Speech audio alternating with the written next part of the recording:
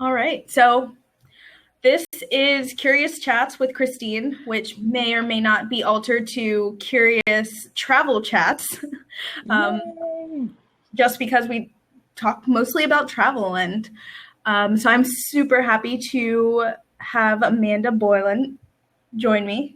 Boleyn, you just told me your name. No, it's totally fine. It's Boleyn. I answer to whatever, girlfriend.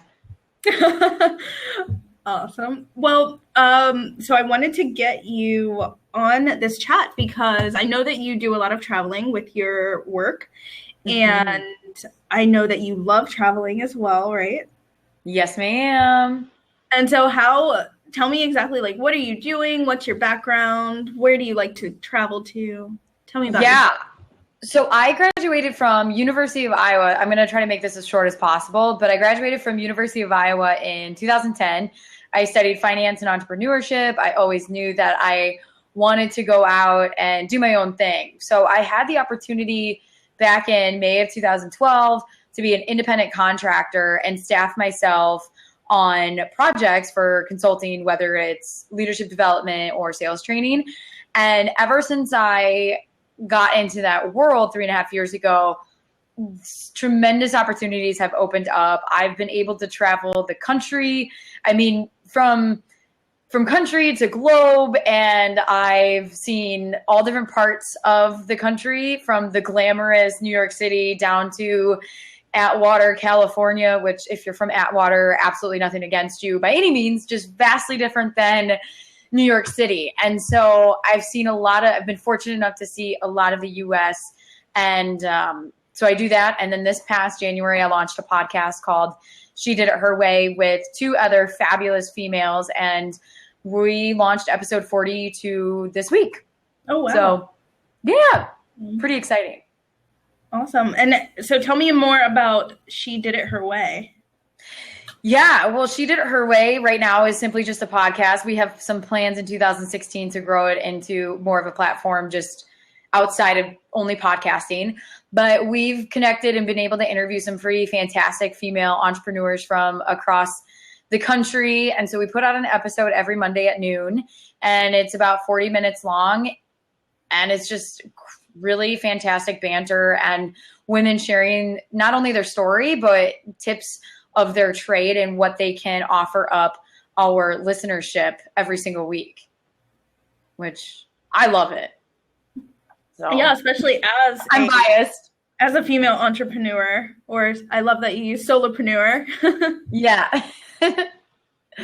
Yeah, definitely. I find it, super valuable to speak with different women and learn about what they're doing. So do you focus on just their journeys, how they started and we focus on part of it's focusing on the journey, and then the other part is what is the value that they're going to add to the audience and be able to inspire them in a way that allows our listeners to take action with that. So She Did It Her Way was a culmination as like a perfect storm, because as the client work had been a little bit slow, because if anyone's watching and they're solopreneurs, the freelance contractor type person, you know that it's an eat what you kill mentality. And so projects can come and go and you have downtime. And so that's how She Did It Her Way came about. And I'm sure we'll probably get into more traveling, but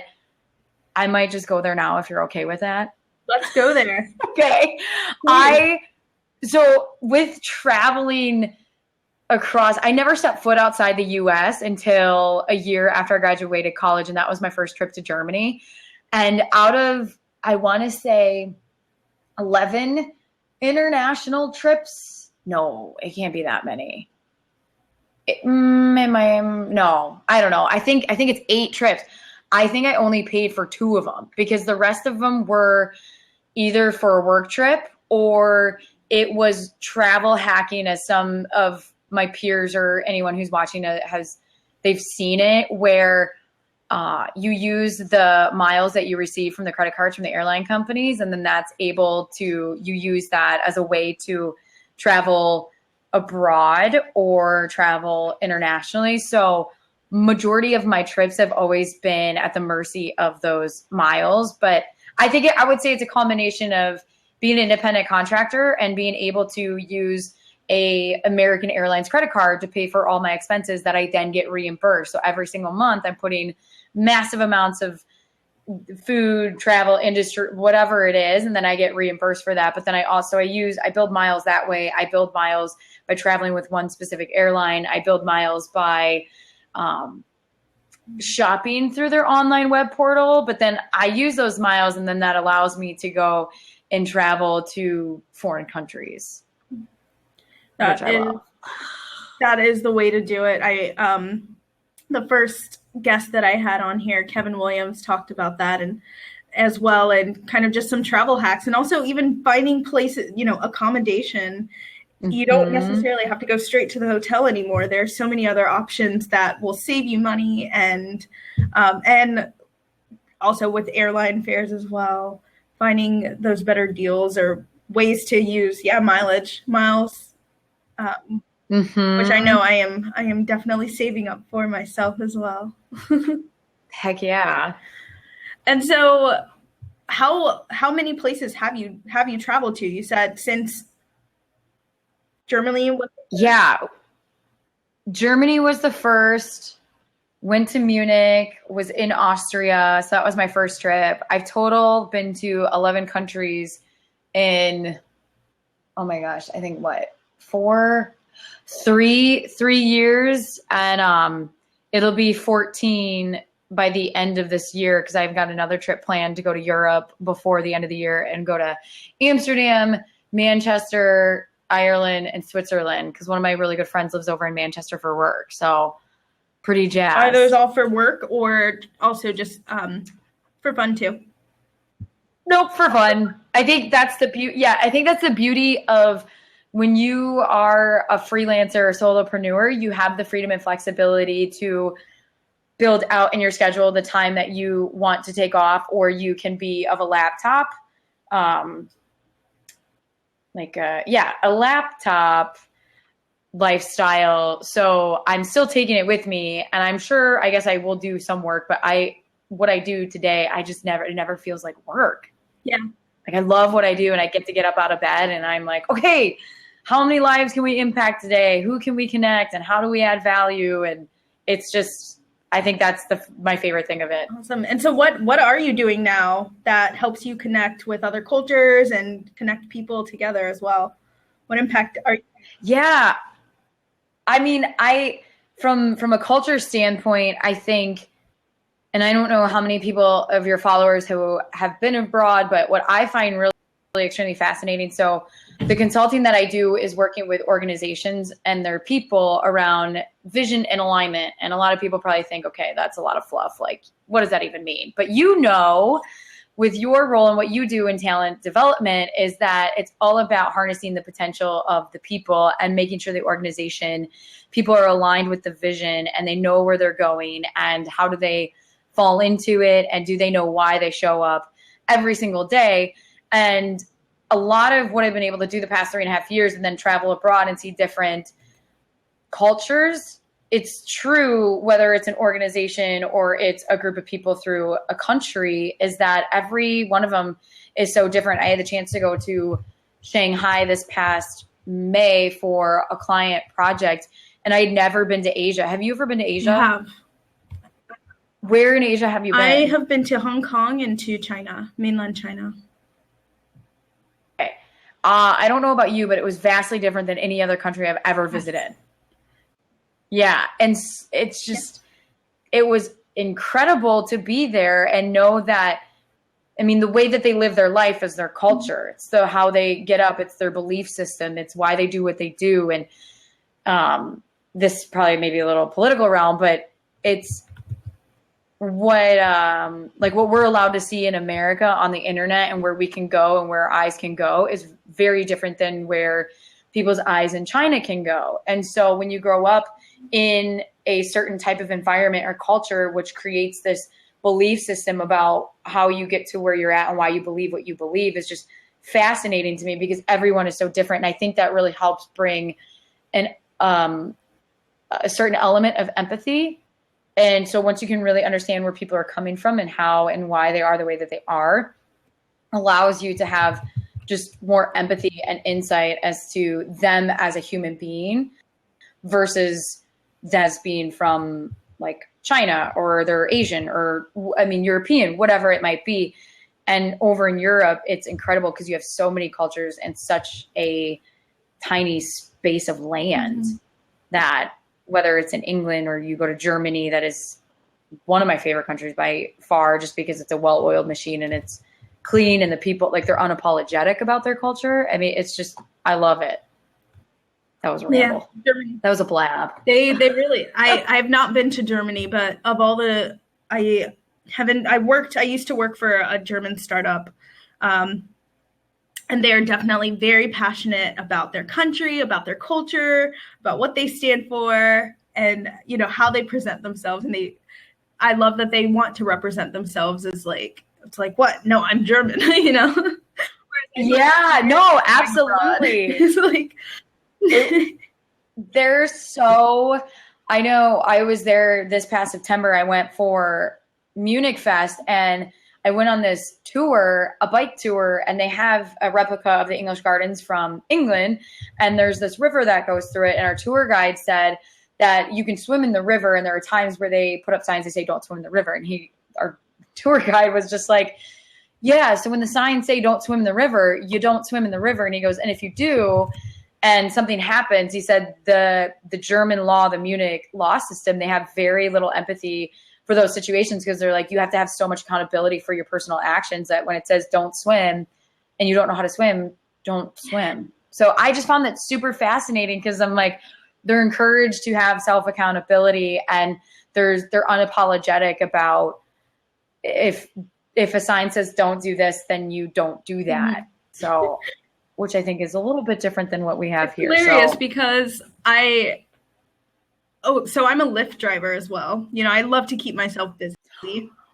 Stop it. Okay, I was considering doing that. Okay, tell me about the Lyft driving. Why not? Do it. I love meeting people, but I had passengers in my car on Friday, over the weekend, and they were from the UK, and they were like, "Whoa, America sure has so many lights." And I'm like, yeah, it's because they like to control everything. America, what has so many lights? And my thing is that they are really all of these road signs. I really think they're suggestions, you know, that we should follow. Like, you want to stop here, especially if there's other cars coming. But the sign could be interpreted, which is so in other cultures where it's like, no, this is the hard definite. You know, we have yield where it's up to your judgment to slow and stop, or just go. Yep. Or slow and go. And even I remember the first time I was telling you when I went to Europe and I was in Germany, I stayed in a hostel, which I'm 27 years old, turning 28 in January. I have no reservations of staying in a hostel when, if you're never there, it's not a bad way to get by. My friends and I joke who we travel together. We're like, oh, at some point we'll probably hit up the hotels. But I'm like, you just get so much more of your budget back by not staying in a hostel or by staying in a hostel. But we're in a hostel in Munich and I went down to the front desk and asked him, I was like, can I get a plastic fork? And the guy goes, we don't have plastic here, like you Americans. We don't waste. And I'm like, oh, excuse me. I'm sorry. But that was another cultural reality in the fact of there are things I think we do really well in America. And I think there are things that we could probably learn. But again, we live in the society based on the culture and how we were raised and brought up. And so, and I'm a huge World War II buff. I'm like super fascinated with that. But yeah. Have you had any awkward experiences abroad for just in general, or, you know, those, I have American, you know, like, oh, your American stories, but yeah. And this is probably, it's awkward, sad. And it was a bit, I mean, it was very sobering. This past trip in the end of September when I went and I went with a friend, we went to Budapest, took the train to Vienna, and then we took the train from Vienna to Munich. But it was right in the heart of the whole Syrian refugee taking place. And it was after the Syrians had resided in Budapest. But Budapest was fine. We went to the train station. We didn't know if we would see part of the refugee situation. Got to Vienna, and then that's when we were like, oh, okay, this is a thing. Not to say that you never think it's not a thing, but having lived in America, I think sometimes we often forget exactly how blessed we are even to be able to go to bed in a warm bed and have a roof over our head and to have technology to be able to engage and to say, I'm not a fan of President Obama, or I am a fan of President Obama. Like, they don't get that. And it was when we were going from Vienna to Munich, my friend and I were just chit-chatting, you got a beer for the train and you're sitting down and I'm like, Elizabeth, why does that sign say that it stops in Salzburg? And these three girls in a line in front of us that were sitting ahead of us on the train, they immediately turn around and they say, well, you didn't get the email? And we're both like, no, because we're like, what email? And they said, well, they're stopping all train service once you get to Salzburg because they closed the German and Austria border because of the refugee situation. So then we're like, oh my gosh, do we take the train to Salzburg and try to figure out a car transportation to get to Munich, which would have been a complete cluster and way more money than to rent a car. But it was kind of like in the heat of the moment. You're like, ooh, what do I got to do? So the girls in front of us said, okay, we're going to get off in this town in Vienna, and then we're going to figure it out there because then we can take multiple trains. We'll get into Munich 3 hours later. No big deal. Okay, fine. And at first, it goes back to that. You want to you're like, what? Like, now I'm going to be 3 hours late into Munich, whatever. But then you got to do a reality check and say, dude, we got a bed to sleep in tonight. There's no problems. That's pretty awesome. Like, to be able to have a bed. So getting 3 hours late is minimal. And so we got off the train in one of the places in Vienna, and I'm getting feedback on my end. Sorry, hold on one second. Okay. Can you still hear me? I can. Okay. So we get off of the train in the city in Vienna, and this is another difference after traveling. And if any of you travelers out there are watching this right now and you fly on planes a handful of times, you know that you are at the mercy of that airline company. If they want to be like, yep, sorry, canceled your flight. You get to fly out tomorrow. No big deal. Sorry. Oh, let us put you up in a hotel. We'll give you a voucher. You're like, seriously? Which actually that happened one time, and I missed my connecting flight in Philadelphia or in Newark to get to Manchester. So I had to spend but again, nonetheless, you still get there and you're grateful for it. Back to the story. I can go on tangents. So we get transfer in the city in Vienna, and I was totally expecting to have to go to the desk, the Euro rail train, and to buy a whole new ticket, like $60 60 euro ticket to get us to Munich. And we go in and they're like, no, we'll take care of it. It's not your problem. It's not your fault. And my friend and I were both like, this is different. Where I think maybe it is kind of pessimistic, where in America, I think oftentimes it's like, oh, sorry, it's not our problem. Like, you just have to fix it. You got to pay for it. So that was one thing. We're both like, yeah, this is awesome. Okay, great. It really got real when we were about 2 hours outside of the train ride from Munich, when we started talking to this family. So we're sitting across from each other. And if you've ever traveled on the Euro rail, you can sit in seats where there's a table in between you. And to my left of the aisle, there was a family, a husband and a wife, and their two daughters from Syria. And they could speak a little broken English, but we're talking to them. And they had been traveling for almost a month, traveling through all the countries in Europe just to get to Munich, because their ultimate goal was to get to Saudi Arabia. Yeah. And he was like, we are never going back there ever again.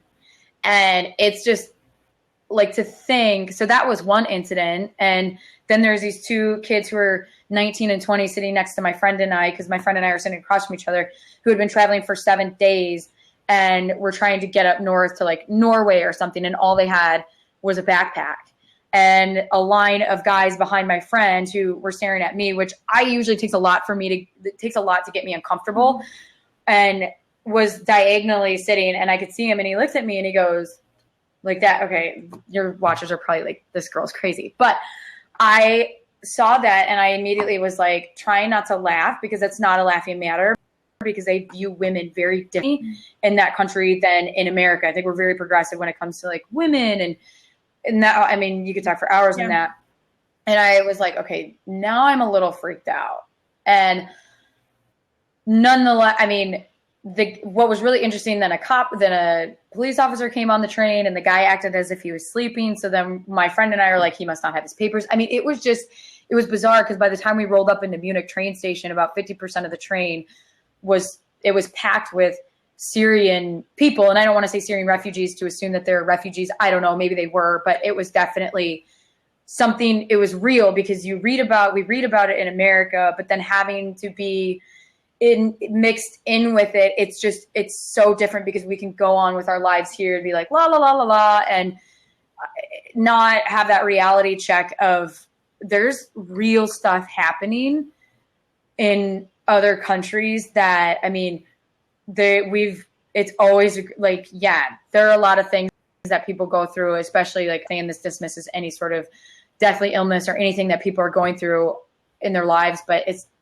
never hurts to be grateful to be able to have freedom of speech at the level that we do here, and to be able to have a bed to go into, and to not like be physically harmed by people who are in leadership positions within our country. So that was probably, I mean, there's definitely been very fabulous fun times traveling, but for me, that was probably the most real eye-opening types of scenarios, for sure. And it sounded like that was a lot, all in Europe, but Germany, how many times have you been to? I've been to Germany 3 times, once in 2011, once last summer for one of my really close friends' wedding. We were in a town outside of Berlin, and that was really cool because it was a tiny village. And then this past year in Munich for Oktoberfest. And I know it sounds like, oh, I've been to all these places, but I promise you people, like, it's the travel hacking. It's finding hotels to stay at that are low cost. We had friends that we stayed with in Munich. I used hotel points when I was in Vienna. So my friend covered the cost of like the place in Budapest. I mean, I just travel very minimally too as well. Because I think getting those cultured experiences and experiencing whether it's the food, again, the culture, the people, and I mean, even yourself, being in China, not being able to understand or make out or read anything. I will be honest, I went into that trip thinking, what am I going to learn in China? Like, never would visit or pay to go here myself, which again, I say that as like a very, like now being humble about it because I was completely wrong. It's because I couldn't make out anything, because I couldn't read it, because I couldn't understand people. It really forced me to be present with myself and made me so much more aware of how many distractions I allow to creep into my life when I'm over here in America, whether it's my cell phone getting a notification. Because another thing there, you can't access your Gmail or Google. Oh, there's like a feed going on. Are you just on the side? Okay. Yeah. I'm just noticing that. So you guys, I'm so sorry if you said things and I'm like, oh, again, this is my first blab. But over in China, hey guys, oh, from Italy, yay. I've only been to Venice, but fantastic. I hope to go to the Cinque Terre. Yeah, I want to go there someday. But being in China, man, it makes you to be fully present with yourself, because I couldn't understand anything that people were saying. And then when I came back to America and I'm waiting in line for my luggage, I'm like, oh yeah, I totally understand what that person's saying. And my mind just went, and I'm like, oh my gosh, I miss that place of solitude, of not being distracted by this tiny world that lives up here in between my ears. I'm like, oh my gosh, like there's such a world bigger than myself. And it's just, again, keeping that perspective. So traveling for me is definitely to soak in the cultures, learn from other people, and just get different experiences to pivot my life and the way I look at it. Yeah. And I never thought about that though. You know, I love traveling to unplug and to meet people and to, you know, just talk to them and get away. But I never thought of the fact that there's so many distractions when you are home. And I mean, it makes sense why people go on vacations, you know, it's so that they don't have all of these distractions. But even in a culture with other languages, because to your point, you don't have you have to pay attention to people's body language. You have to kind of just, like you said, be more present in what's happening around you. And when I went to China, it was interesting because I went with a group it was for school.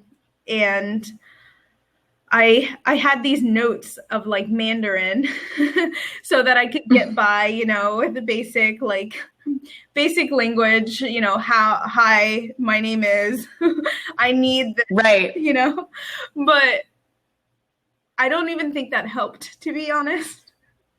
And well, they have different things. Like if you say it like pitch, is it shusha? Yeah. Is that right? Like shusha down is thank you, and then shusha is more of like I'll take you home tonight. I learned that really quickly when someone told me. But yes, continue. So sorry. No, yeah, exactly. Especially with the influx, and really, I mean, I only had about 4 weeks before that to try and learn Mandarin, and I attempted Cantonese when I was in Hong Kong and realized, hey, they all speak English. Even and Hong Kong is super progressive, isn't it? It is. It is. In fact, I went to the Chamber of Commerce out there. So I went for school. It was like a business class, and we met with different businesses. And it seems to have a lot more native English speakers in their on their boards and, you know, in the company than locals, which I thought was really interesting. I mean, it makes sense with their history being colonized. Yeah. And that's another perfect example of how cultures clash and maybe not clash. Well, yeah, clash. I mean, think of a company. You have two companies that merge together and are the same. You're taking one culture, and you're merging it together, which is also why there can be some strengths and like opportunities between that. But especially when it comes to like Hong Kong, which they used to be under the rule of the English, and up until, I don't know, someone correct me who's watching this, like 1992, and then they have you live a certain way, and then you're told to live a different way. But I just find that super fascinating too. And Mandarin is one of the hardest languages. Yeah. I would think. Not only do you have to memorize, it's like characters. You have to be able to practice art. Mad respect for anyone who that's not their native language and they go learn. Yeah, it. Definitely. My neighbor can speak Mandarin and writes it. It's funny. Well, it's not funny. It's just really cool. He has a book of all of the symbols, and like he just practices, and he's in like Saudi Arabia right now or something, taking beautiful pictures and learning Chinese. Oh my gosh. I'm like, oh my goodness. He's just doing all this for fun.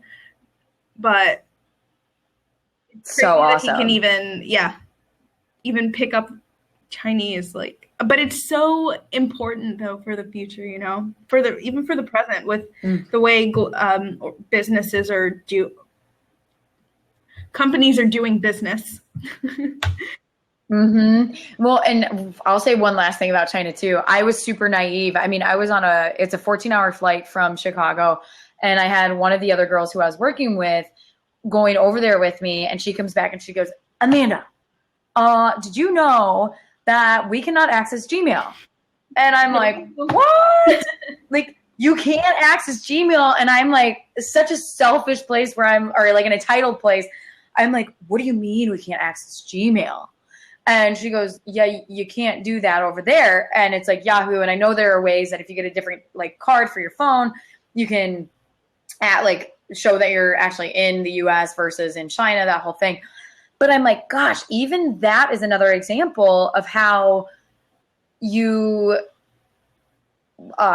how open source, open access to information, but it's over there, they're not allowed to do that. And we had an opportunity to work with people from China that could speak English because it was at a Intel trade show for one of the clients, Intel.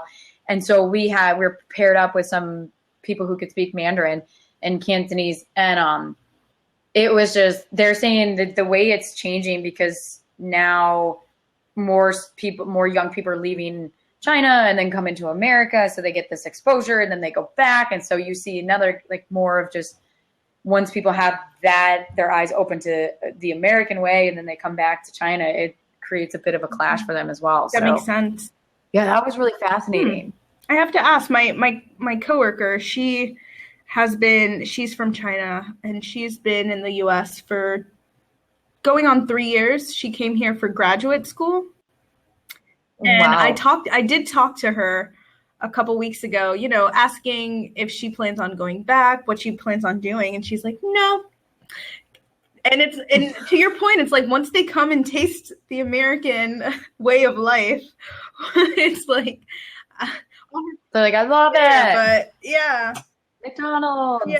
No, I'm kidding, kind of. Maybe. Anyway, take that out.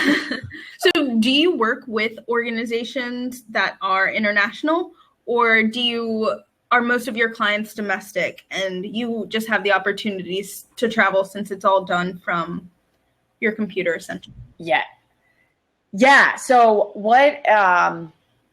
so there's two parts. There's the consulting part of my life and then there's the podcasting part. So the consulting part is it's me as a freelance consultant, and then I network with consulting companies that then have end clients such as Intel, AT&T, JP Morgan, Weight Watchers. So you can look at the consulting companies that hold the projects as sort of brokers, how brokers can represent different, if you look at car insurance, these brokers, you go to a broker and you're like, I want car insurance. And then they go to their insurance companies and say, what rate can you give me?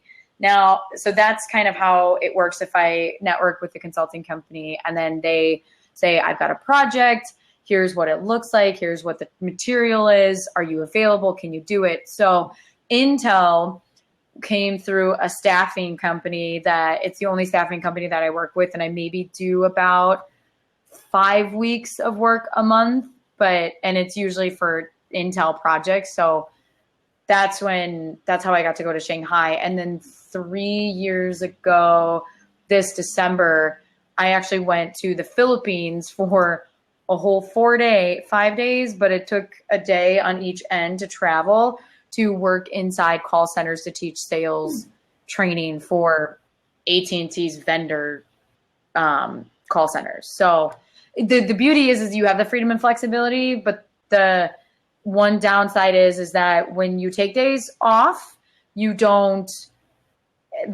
not like you're getting, there's no such thing as PTO, no PTO. So it challenges you to think of different ways that you can add value to the people within your network and how you can also generate an income in that capacity.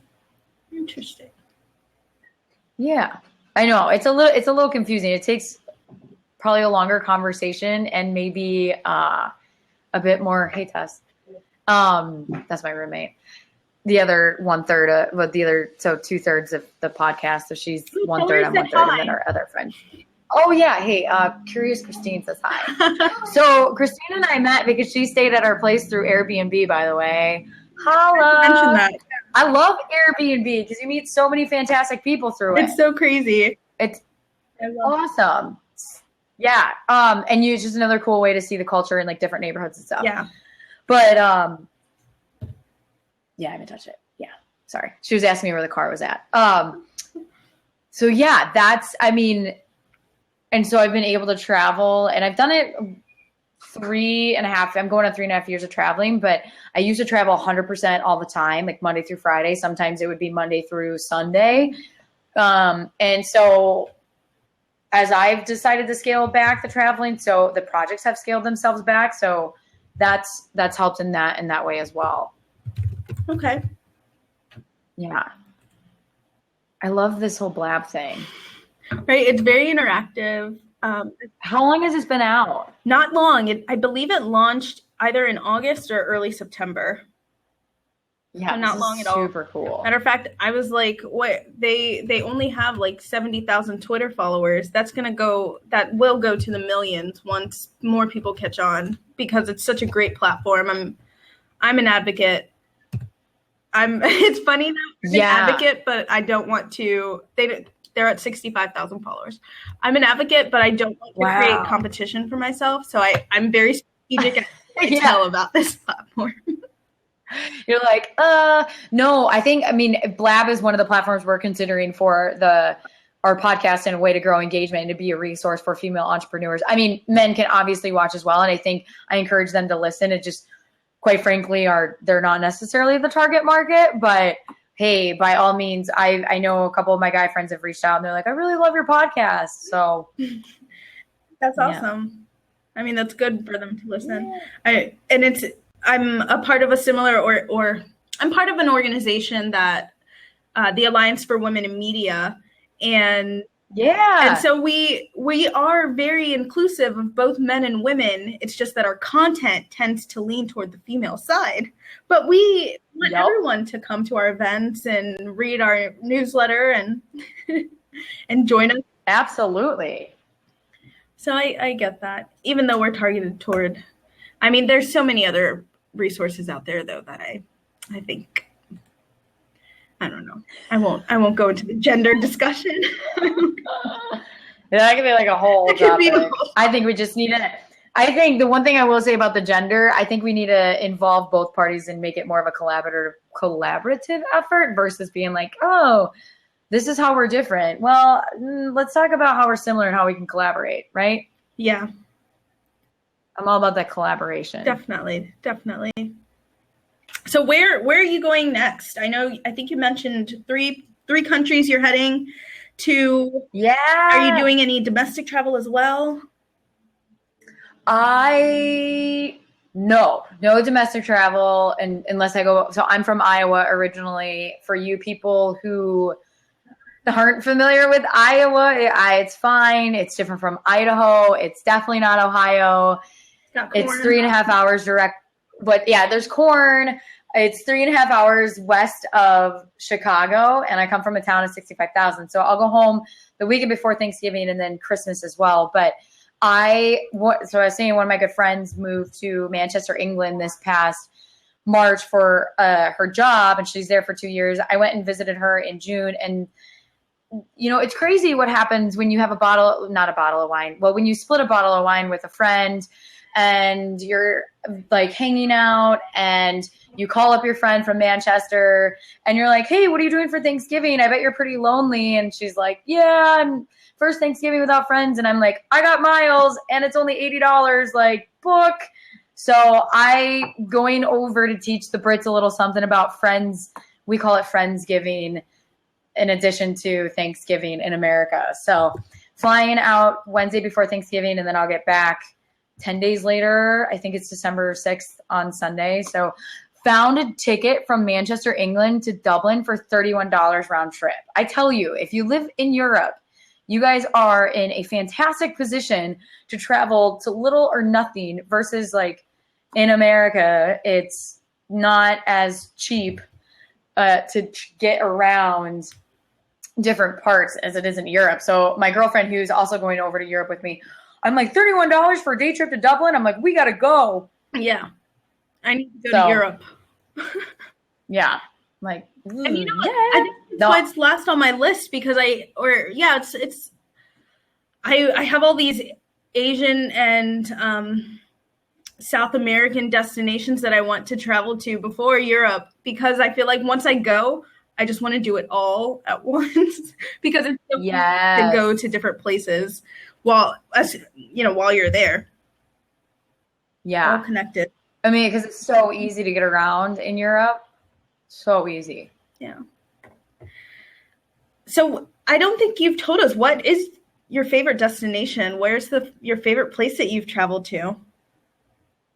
Man, I mean, I think I would say Europe in general, but I have not been to South America. I haven't been to, I want to go to like Egypt and experience, I want to see the pyramids. I would like to go to Tel Aviv. but my favorite place, every time I go to Germany, I love Munich. I mean, I've never been to Berlin. I've heard fantastic things about Berlin as well, but I just really feel like I could literally live in Munich. I honestly believe that if I had a pickup or someone dared me, I could live in Munich. Mm-hmm. I love Germany. Yeah. So you have been a few times. I could have guessed. You go where you love. Yeah. Absolutely. But there are a lot of great places in America that I love too. San Francisco is beautiful. Wine country. If anyone's ever been to wine country, it's a magical place. They grow grapes. They make wine. Like Napa? It's awesome. Yeah. I've actually never been to Napa. I've been to Sonoma a couple of times because I've been out there for projects, and then I have friends that live in San Francisco. So it would be we would just drive up. Like they would have a car. We go to a few wineries and come back home. So, I mean, it would be super easy. I really enjoy the Carolinas. I think South Carolina, North Carolina were very beautiful, super friendly people. Barbecue. Yeah. North or south? What is that? Carolina barbecue. North or south? I'm a pescatarian. Ooh. So I actually only eat fish. Yeah. But I mean, America's got some pretty fantastic, beautiful cities to visit, very unique, a lot of history compared, like for America, especially when you go to Germany or like Europe, you're like, oh wow, we have no history compared to those people over there, which yeah, and again, that's another thing that feeds into culture, which I find fascinating. So yeah, it's funny. People don't realize like how new America still is. It's still such a baby in comparison to all of, so many other countries that have just been around. Italy, Greece, Egypt, definitely that so area. Long. Mesopotamia. I remember learning about that. Yeah. Crazy. But yeah, we still have a lot of damage to do to the world. And I think we're doing a pretty good job. Yeah, I mean, yeah. I think as America, we could probably do a little refreshing on our vision and alignment as like people of America. I think so. I have this underlying goal. I'll share it with your followers. No, I have friends that joke with me. They're like, when are you going to run for the president of the United States? And I'm like, I actually thought of that when I was a child, but then I don't know if I want to deal with the BS. But then I'm like, okay, maybe I do. I don't know. But I definitely do believe that America could use a refresher on what is the vision that was set out for us, and then how can we come together as people versus being divided and have more love and understanding for one another and rise as an entire group of people. I mean, the tide rises, or all ships rise with the tide. So, I mean, yeah, I feel like we're more divided lately than ever, but that's all in the short 27 years that I've been on this planet. So, no, yeah. I agree. And I mean, I guess I've been on it doesn't matter how long, but I agree with you and what I've seen, and even knowing the history of the country. There is lots of room for improvement, but to your point earlier in this session, there's a lot of good things that we have as well. Things that we can't do in other countries that America is really progressive with, especially as women. Mm-hmm. Absolutely.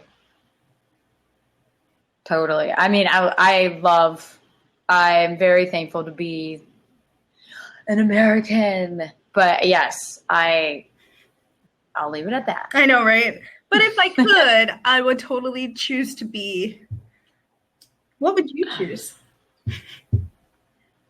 A German. Oh, wait, why would I ask? I mean, that's probably a very naive statement, given that I haven't traveled everywhere. But I think I also like the culture. I like the unapologeticness, the structure that they've gotten in place. But again, that stems from their culture, and a lot of dark times have taken place in Europe and especially Germany. And that's how that's why they are the way that they probably are. And I mean, yeah, so it's just learning from the past and moving forward with it. Yeah, definitely. Definitely. Absolutely. Germany. Gotta go there. If you guys are watching, gotta go to Germany. Yes. Oh, and well, I definitely want to go to Germany for, well, I want to go eat sausages and drink good beer, right? Oh yeah, schnitzel and yes, beer. Lots of it. Oh my gosh. I did a 21-day detox after I got back, but I was also traveling a week for projects before I left for Europe. Then I left for Europe and I was gone in Europe for a total 2 weeks. And then I immediately got back on a Thursday, hopped on a flight on Friday, went to my friend's wedding that I was in and came back on Sunday. I went to a 21-day detox because I was like, I'm so bloated. I can literally not stand this right now. And that 21-day detox, I'm telling you people, if you've never done a detox of alcohol, you have to do it because I had so much fun and I learned so much and I saved so much money and I've never felt better. I never felt more on fire. I'm like, I did rap karaoke. If anyone's ever listened to Warren G Regulate, I did rap karaoke in front of like 50 people at 12:30 in the morning. And I was like shaking afterwards. I'm like, how cool is this? And this is sober. Yeah. That's awesome. And you still have fun when you're sober. It's amazing. 21. But I do like my wine. It's funny. Yes, it was so I've been doing the last now 4 days. Just I was only going to be 3 days, and I was like, let's see how long I last in general. Of just no meat, eating clean essentially, and I have like 7 bottles of wine that I look at. And they're so tempting. They're like, it's staring at me. They keep staring at me, yes, every time I go into my kitchen. But maybe that's some good motivation and inspiration. Is like, I know I have done a detox from meat before and from the carbs and everything, and that changed my life. It was the best feeling. Mm-hmm. But I should try the alcohol part too. Yeah, I did it from a health standpoint, but then also a mental standpoint because I've always told myself, I'm like, oh yeah, I want to try to do a detox. And I'm like, I can if I want to. Right. And then when I got back from that trip, I feel like every single time I go to Europe, I'm always like, oh, I'm going to detox. I like drank too much. I ate too much food. I didn't work out because I'm like an avid get your butt up at 5:15, 5:30, go work out, get it done. And I read a book called Rhythm of Life, and a chapter in it was saying that if at any point you feel or you think or you believe that you need something, like, oh, I need that glass of wine to unwind, or oh, I need that coat, or I need to work out, and it like has that hold on you, then you're not living in a way that is serving you in a positive manner. So I'm like, okay, I'm going to prove to myself that I do not need to have alcohol in order to have fun, or I don't need. So it was like a good, really great mental exercise. And at first I had friends that were coming in town, like high school friends that were staying with me. And I told one that I was going on detox, and she's like, can't you start that on Sunday after we come in? And I'm like, no, this is what happens every single time, is that you tell yourself, oh, there's never a good time to give it up. Well, yeah, you're welcome. There's not. It's life. Like, figure it out. But I'm like, no, I'm going to do it. And so then once you start believing that you can do it, then other people will start to believe in you that you can really do it. And by the end of it, you're like, I'm already 15 days in. I'm not going to mess it up by being influenced. And I still went out and I still had fun. And I just got decaf coffee, or I got soda water. And it was fantastic. Saved so much money. Like, but now I've got a bottle of wine that's sitting and staring at me as well. And I'm like, but it's a really great exercise. You just learn and go through these emotions of that. So I know that's not really traveling. Sorry guys, if you signed up for that. But you know what? I guess it's post-traveling. When I go and travel is like, I want to find out what the special drink is, or what, that culture is like as well. And what is different, because every place I've gone, there's a cocktail that's, made differently. And I always try to go for whatever's different in the menu. And so we can make it relate. Yeah. Well, and if you go to Paris and Luxembourg Gardens, you can sit there and drink wine. And yeah. And I know that's not a drink, but I was like, heck yeah, I'm going to exercise my right to drink wine in a garden, like a public garden. Heck yeah. Right? That's how I felt when I went to the it. Lincoln Park Zoo in Chicago. I was like, what? Oh. I can get wine and beer at the zoo? Of course I'm going to have to the wine. I think I walked around. I ended up at like the conservatory, but it was an Has anyone that wasn't anyone that's I mean, like, when else are you gonna be able to drink and go to a zoo? But I'm curious, anyone who's watching right now, have you guys been to Chicago ever? We've got a lot of people. So if I think I get this right, if it has the eyeball, that means people are watching, right? Yeah. Oh, yeah. Okay. But definitely need to check out Chicago if you haven't been. Yeah. Just don't come in the winter. Oh, yeah. Yeah. I mean, I guess it's kind of pretty, but we're supposed to have a pretty mild winter, so that might not be too terrible. I heard it's already snowing up in not in Vermont, I think, or New Hampshire. It started snowing. No way. Yeah, last week. But that's it. That's far enough from here. That's okay. We're putting our Christmas stuff up on Thursday. Huh? We're putting our Christmas stuff up on Thursday. Oh yeah. It's that time. It's that time. Judge me. Hashtag judge me. It's the time of year. I mean, Starbucks already has their cups out for Christmas, so. Yeah, they're red controversial cups. They're red controversial cup. I'm like, what? I don't know. That was interesting. If you haven't read about it, I would read about it. Yeah. Or don't, because it's not dumb. Or do it, read about it so that you can be entertained for 2 minutes and then realize it's not real news. Yeah, literally. It's first world problems. Back to things that shouldn't matter. Things that shouldn't matter. Just It's funny because I have a couple different friends who work for Starbucks, and they've of course all posted Facebook statuses of how people are coming in complaining about the cup and then buying Starbucks. And apparently the thing to do is, like, when they ask for your name, say Merry Christmas. And like, my name is Merry Christmas. Haha, I got you. Except that they're still buying Starbucks. I don't know. I know this is completely irrelevant to travel. No, that's an interesting take. Huh. Interesting. Yeah. I don't know. But that's crazy. So we do only have a couple minutes. Any other fun travel stories or? Let's see. I'm trying to, like, racking my brain. If you've never been to Prague, I would go to Prague. Prague is beautiful. Prague is definitely a beautiful city. If you haven't been to Budapest, go to Budapest. When my friend and I, when we were there, we got wrapped up in a British stag party.